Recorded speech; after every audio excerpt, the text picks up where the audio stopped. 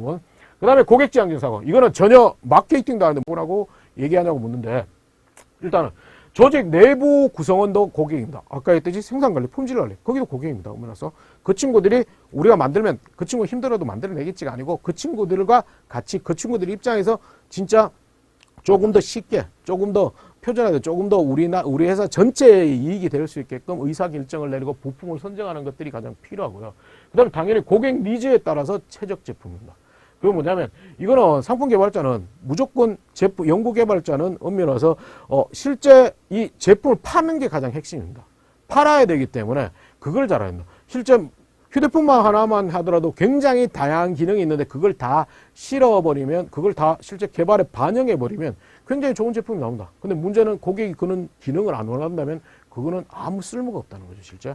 마찬가지로 고객은 B라는 컨셉으로 가기를 시작하는데 개발자는 엄밀해서 자꾸 A를 개발한다. 그거는 도저히 안 되는 거죠, 실제. 그래서 고객에 대해서 잘하는지, 시장에 대해서 잘하는지 그런 것들 좀 생각해야 돼요, 실제. 나는 고객 입장에서 잘한다.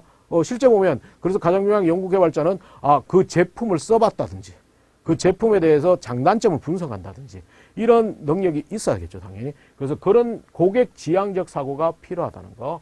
그 다음에 의사소통 능력. 이거는 부서 현업부서 담당자의 유기적인 소통, 그 다음에 유기적인 소통보다 전략적인 시너지를 연구개발을 좀 주도해야 합니다. 왜냐하면 연구개발에서 실제 보면 전체적인 상품에 대한 컨셉을 가지고 그걸 끌고 가기 때문에 그래서 연구개발이 주도적으로 의사소통을 할 수 있는 다른 부서를 끌고 다른 부서에 대한 역할을 배분하고 이런 역할들이 필요하기 때문에 의사소통 능력 또한 필요합니다. 그리고 기타는 뭐 글로벌 마인드나 목표, 그 다음에 공간지각 능력은 이건 적었는데 이거는 뭐냐면 역량이라고 보기보다는 실제 보면 이게 연구 개발자한테는 가장 중요한 거라는 거. 실제 뭐냐면 이거는 뭐냐면 이거 공간 지각력이라고 하는 거는 실제 보면 인적성 검사에 들어가 있어요. 공간 지각 영역 또는 시각화 능력 이렇게 돼 있습니다. 그래서 보면 이게 대부분 문제가 어떤 거냐면 뭐 주사위를 돌려놓거나 종이를 접어서 펀치를 뚫었는데 그걸 펼치면 어디에 구멍이 나는지 이런 시험이에요. 그래서 예전에 보면 IQ 테스트와 비슷한 시험인데 그걸 왜 보려고 하냐면 이게 가장 연구 개발자가 가져야 되는 겁니다, 실제. 그 3D 3차원 공간이라든지 2차원 공간에서 정확하게 그걸 상황을 인지하고 거기에 대해서 구성이라든지 이런 걸 생각할 수 있는 능력이 필요하기 때문에 이걸 넣어놓은 겁니다, 실제. 그래서 이런 것들이 기본적으로 필요하고요. 그 다음에 이제 기본적인 그런 역량의 필요 지식은 어떠냐? 첫 번째는 당연히 그렇죠. 제품에 대한 전반적인 지식. 그거는 뭐냐면 연구개발 제품이나 부품에 대한 전문성. 그러니까 반드시 전공이죠, 전공. 전공의 유사성이 있어야겠죠. 그래서 타직무예 같은 경우는 전공을 안 하더라도 엄밀히 와서 조금 할 수 있는 부분인데 이건 엄밀히 와서 전공을 해야 되는 부분이다. 물론 이 전공은 대학 때 반드시 전공해야 되는 건 아니에요. 그냥 포괄적으로 과목을 듣고 실제 보면 산업공학과 하는 친구가 전기기사 자격증을 따는 경우도 있어요. 본인이 관심이 있어서. 그거는 기사 자격증이 결국은 전공을 대신하는 거예요. 그래서 그 전공에 대한 체계적 학습, 전반의 계품의 전공에 대한 지식을 당연히 기본적으로 가져야 되는데 그 전공 지식 이외에 제품에 대해서도 알아야죠. 제품에 대해서 잘 모르는 경우는 실제 보면 자동차 변속기를 만드는데 변속기가 뭔지도 모르는 친구들이 있다는 건 그건 말이 안 되겠죠. 그래서 전반적인 내 지식 속에서 그 제품에 대한 지식 그걸 더 알아야겠죠, 실제. 그래서 제품에 대한 지식이 가장 첫 번째고 두 번째는 경영학적 마인드도 약간 있어야 돼요. 왜? 우리 부서만 아니고 다른 부서와 유기적인 것들 이런 것들도 고려하는 사항이 있었고 그리고 세 번째 아까 했듯이 마케팅이나 고객 관련 지식. 고객을 잘 알아야 된다. 그래서 시장이나 고객의 니즈라든지 마케팅 전반에 대한 지식도 일부 있으면 좋고요. 수요 창출을 통한 기술 개발에 대한 사전 지식이 필요하다. 그렇죠. 이게 뭐냐면 그렇다 보니까 이 경영학과 마케팅 지식이 이렇게 들어가다 보니까 문제가 뭐냐면 요즘에 자꾸 융합이라고 합니다. 융합이라고 요구하는 이유가 이공계 친구들이 경영학이나 마케팅 지식이나 이런 지식들을 같이 포괄적으로 가진 친구들이 필요하다고 해서 계속 융합 이렇게 나가는 겁니다, 실제.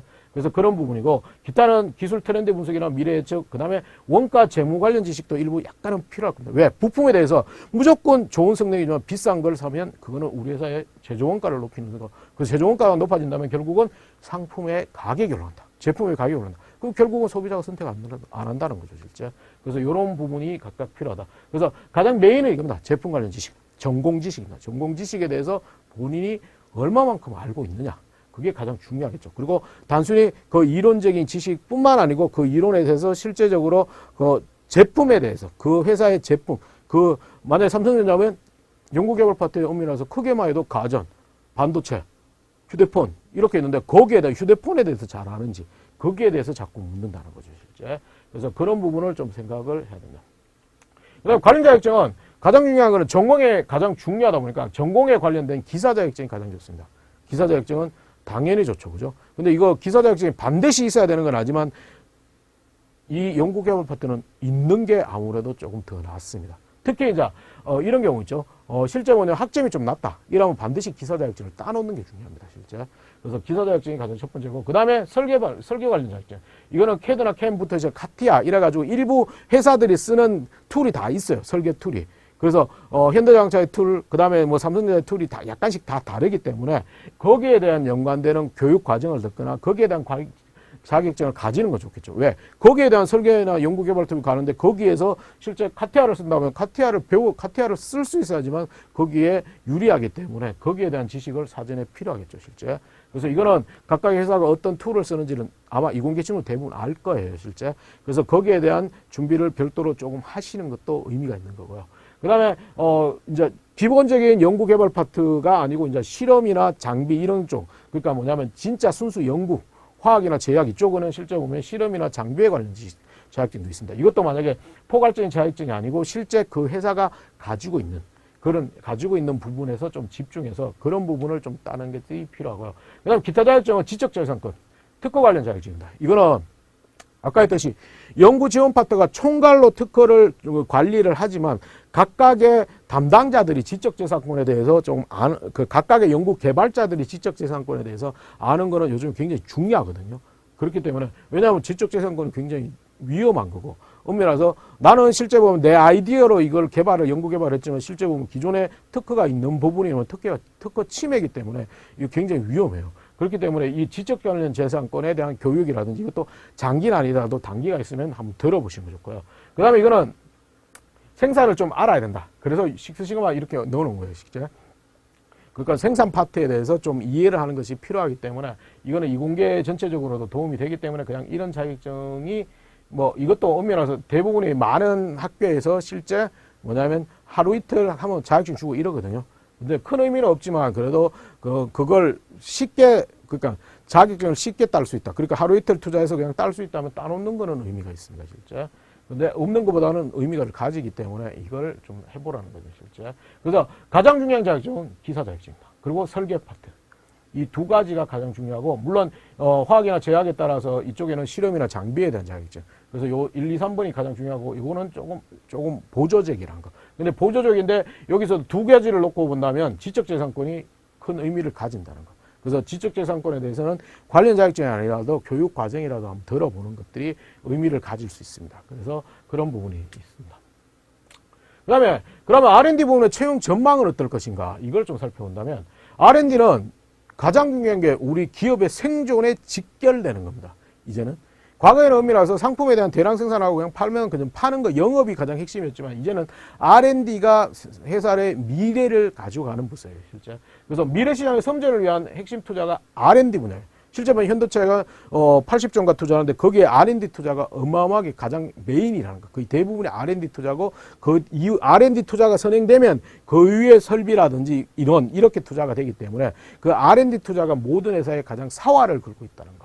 그래서 대기업의 구성원 중 가장 많은 이상 최근에 보면 그러니까 대부분의 이공계나 이제 이쪽에 최근에 모비스인가 거기도 신입사원의 50% 이상의 R&D냐. 그러니까 IT라든지 자동차라든지 전자는 대부분의 신입사원의 비율 자체가 50% 훨씬 넘습니다, 실제. 실제 저희가 과거에 제가 입사할 때도 저희 동기 200 몇 명 중에 R&D가 한 150명이 넘어요, 실제. 그래서 그런 거기 때문에 R&D가 가장 핵심 인력이기 때문에 R&D 소요는 굉장히 많이 적극적으로 나올 수밖에 없어요. 그래서 가장 많은 인원을 뽑는 직무가 R&D라는 거. 그래서 그걸 좀 기억하고요. 그 다음에 투자 증가에 따라서 그래서 R&D 투자가 선행이 된다면 거기 기술 개발에 대한 투자가 선행된다면 거기에 당연히 인원이 필요하거든요. 그래서 인원에 대해서도 대폭 많이 뽑을 거. 그래서 다른 직무에 대해서는 굉장히 유리한 직무죠. 실제 제일 많이 뽑는 거니까. 제일 많이 뽑는 거기 때문에 이공계 친구들이 갈 수 있는 영역이 뭐 제한은 없지만 실제 보면 연구개발, 생산관리, 품질관리부터 시작해 여러 가지가 있는데 연구개발 직무가 가장 많을 수밖에 없다는 거. 그래서 가장 늘어날 거고 실제 그런 부분이기 때문에 굉장히 채용은 희망적입니다, 실제. 그리고 기업이 어렵더라도, 위기를 겪더라도, 이거 위기를 겪는 상황에서도 R&D의 인원을 투자를 줄일 수는 없어요. 왜? R&D 투자를, 위기를 겪고 하는데 R&D 투자를 줄여놓으면, 그 다음에 위기를 극복하더라도 기업은 살아남을 수가 없어요. 그렇기 때문에 R&D 투자는 막강하게 투자를 하다 보니까 인원을 늘 수밖에 없다는 거. 그래서 이게 첫 번째고요. 두 번째는 하나의 전문 분야보다는 융합적 지식. 아까 그 지식적인 부분에 얘기했죠.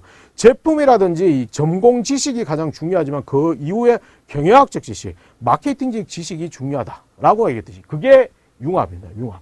이게 융합인데 융합적인 지식을 선호하는 그 친구들 경향이 가장 강합니다. 요즘에는. 그래서 기존의 T자형 인재를 뛰어나서 도넛형 인재라고 하는데 이건 융합이라는 것은 뭐냐면 기존의 T자형 인재는 기본적으로 여러 가지 다양한 분야에 대해서 진짜 총괄적으로 다양하게 기초 지식은 다 있고 만약에 내가 전기라면 전기 분야에서 전공 지식이 깊이 있다. 그게 이렇게 옆에 얕은 지식, 기본적인 지식이 있고 전공 지식이 깊이 있다. 이게 T자형입니다. 근데 이제 T자형으로도 이제 미래 고객이라든지 제품에 대한 것들을 잡지 못하기 때문에 T자형보다는 더 한 단계 지나간 게 도넛형 인재. 실제 보면 그게 다 그 기본 지식을 가지고 전문 지식을 아니고 전체적인 지식들을 포괄적으로 해서 그 융합이 돼서 그 지식에서 다른 지식, 새로운 대안이나 새로운 창의성이 나오는 게 융합형 인재이기 때문에 그런 것들을 굉장히 많이 선호합니다. 그래서 가장 긍정적인 거는 이제 전공을 실제 보면 뭐랄까 이공계 전공을 하면서 뭐 부전공이나 복수 전공을 경영학이라든지 이쪽으로 한다면 굉장히 기업이 선호하는 인재가 될 수밖에 없다는 거. 근데 반대로 요즘에 하는 경우도 있습니다. 실제 경영학이나 실제 경영학이나 인문학 그리고 이런 친구들이 오히려 IT 경영 쪽 공대 쪽으로 부전공이나 복수 전공을 하는 경우가 있는데 그거는 극히 바람직하지는 않습니다. 왜? 대부분이 일단은 수업을 못 따라갑니다. 수업을 못 따라가는 것뿐만 아니고 여기서 기업이 원하는 융합하고는 좀 다르다는 거. 그거는 융합으로 보지 않습니다. 실제. 그래서 융합이라는 것은 아직까지는 기업이 선호하는 것은 이공계 공대적인 지식을 가지고 인문계, 경영학적을 이런 것들을 하는 것들을 융합이라고 한다. 그래서 시험에도 보면 인적성에 보면 일반 상식에 나오는데도 이공계 공대생한테도 경영학적인 질문들을 한다는 거죠, 실제. 그래서 그런 게 융합이다. 근데 융합에 대한 융합적 인재를 굉장히 많이 선호한다. 결국은 이거가 있기 때문에 내가 다양한 전공 지식에만 너무 몰입해서 그것만 안다고만 나가면 여기서는 융합적하고 좀 안 맞다는 거. 그래서 엄밀해서 공대생이 계속 공부만 하고 학점이 높다. 그래서 나는 당연히 연구개발을 왔다. 이거는 이제 깨져버렸다는 거. 그래서 엄밀해서 다양한 공부를 깊이 하는 것뿐만 아니고 대외활동, 그 다음에 경영학적 사고, 여러 가지 경험들을 조금 해야 된다는 겁니다. 실제. 그래서 취업이 유리하기 때문에 그런 경험들을 조금 준비를 해야 된다는 겁니다. 실제. 세 번째는 채용 전망에서 기업 규모에 따라 연구개발 인원이 채용이 상회할 수밖에 없습니다. 대기업은 무조건 고입니다. 지금은 그렇게 이해하시면 돼요. 무조건 고입니다. 실제 핵심 기술과 시장 선점을 위해서 무조건 채용을 확대하고 있는 상황입니다. 실제. 그래서 대기업에 대해서는 무조건 채용이 확대되기 때문에 거기에 대한 소요는 많이 늘 수밖에 없다. 근데 중소중견기업은 엄밀해서 이게 굉장히 힘들어요. 그리고 이제 자생력이 약간은 떨어지는 부분이 약간 있습니다. 그렇다 보니까 대내 경영학회로 현 경쟁력을 유지해서 필수 인원 수준으로 그냥 더 이상 안 뽑는 경우가 많습니다. 그리고 뽑더라도 소폭 인원으로 뽑는 경우가 많습니다. 왜? 기존의 제품에 대한 매출이 많이 줄어 있는 상태고 거기에 대한 위기를 겪다 보니까 그 인원들을 가지고 다른 신제품을 만들 수도 있기 때문에 그렇기 때문에 크게 소요가 많이 필요하지 않는다. 근데 대기업의 형태는 어떠냐? 기존의 제품이 아니고 새로운 시장이나 고객을 이끌어갈 수 있는 새로운 제품을 개발하는 것들이 가장 많기 때문에 그게 많은 건데 여기는 기존 인원으로 충분히 가능하기 때문에 필수 인원으로 유지하는 경우가 많다.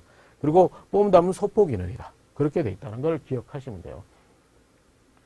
그 다음에 이제 삼성의 직무적합성 평가가 가장 많은 문제인데 이게 때문에 실무형 인재를 쓰는다. 이건 뭐냐면 결국은 전공인데 전공이 보면 단순히 전공을 많이 배웠다. 삼성의 직무적합성 평가는 서류 전형에서 하는 겁니다. 서류 전형이 하는데 실제 보면 이제 각각의 이제 예전의 서류 전형 방식과 약간은 달라요. 뭐냐면 실제 보면 본인이 전공학점을 어느 정도 땄는지 거기에 대한 전공학점에 대한 학점이 어떤 건지를 다 평가하는 겁니다. 평가하는 건데 가장 핵심은 뭐냐면 전공학점이 좋다. 그거보다는 직무의 연관성이 있는지를 보는 겁니다.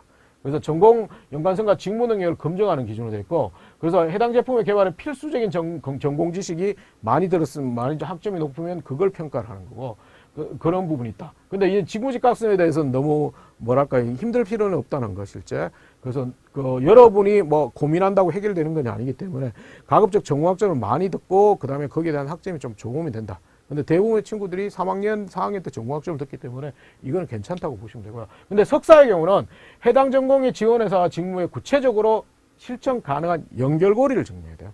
그래서 석사 친구들이 저도 많이 만나는데 좀 애매한 게 이제 그 석사들은 대부분이 면접이나 이런 데 가면 PT를 하는데 자기의 전공에 대한 PT를 합니다. 그래서 전공에 대한 PT를 하는데 보통이 이제 자기는 대부분 연구개발, 그 세부 전공도 있고 그 다음에 연구개발, 그 실험실에 근무하는, 연구실에 근무하는 친구들이 많다 보니까 PT를 하라고 그러면 자기가 개발한 것만 얘기합니다. 그걸 좀 생각해 봐요. 자기만 개발한 걸 얘기하면 거기에 있는 면접관이 좋아할 거냐고 생각해야 돼요. 면접관은 기본적으로 당신 본인 전공은 좋은데 그러면 그걸 어떻게 우리 회사에 적용할지를 자꾸 생각해야 돼요. 근데 대부분 친구들이 이런 실험, ABC는 실험했고, 이런 것들을 했고, 이런 기술력 특허도 출원했고요, 논문에도 어떻게 됐고, 제2저자도 됐고, 막 이런 식으로 얘기하는데, 그래 놓고, 이게 아마 이런 지식이 아마 입사 후에는 여기에 전체적으로 연구개발하는데 도움이 될 것 같습니다. 이렇게 얘기해버린다는 거. 그러면 면접관 입장에서는 하나도 안 된다는 거. 하나도 우리 회사에 도움이 되는지 전혀 없다는 거. 왜? 그거는 결국 그렇게 발표하거나 그렇게 말을 한다는 것은 석사 친구들이 내 전공에만 집중하고 이 회사, 저 회사 마구 집어넣는다 밖에 안 돼요. 왜? 그게 조금 특화돼서 내가 특정의 회사라든지 분석해서 내가 가고 싶다면 그 회사에 대한 제품을 분석하겠죠. 분석해서 실제 내 전공이 이런 파트에서 어떻게 응용되겠습니다라고 당연히 넣겠죠.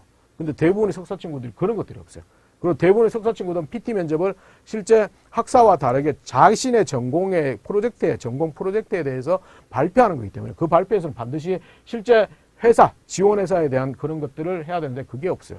그래서 그 부분을 좀 많이 넣어야 돼요, 실제. 그래서 실무형 인재라는 것은 결국은 아까 얘기했듯이 에디슨적인 시장을 끌고 가는 친구하고 맥가이버처럼 우리 회사 그 제품을 잘 개발할 수 있는 그걸 개발 능력을 검증하는 것이 실무형 인재입니다. 그래서 그렇게 되면 내 전공에 대한 정리뿐만 아니고 그 제품에 대해서 알아보고 그 제품에다가 나를 맞춰가는 거. 내가 그걸 잘할 수 있다는 걸 증명해야 된다는 걸 기억하시면 되고요.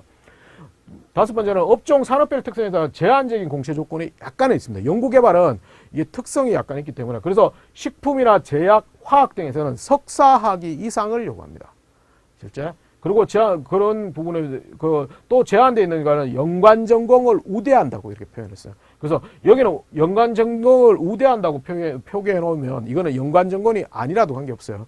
네, 관계는 없지만 여기는 보면 식품, 제약, 화학에서는 석사학위 이상만 연구개발에 지원하게 되어 있습니다. 그래서 이거는 산업의 특성이에요.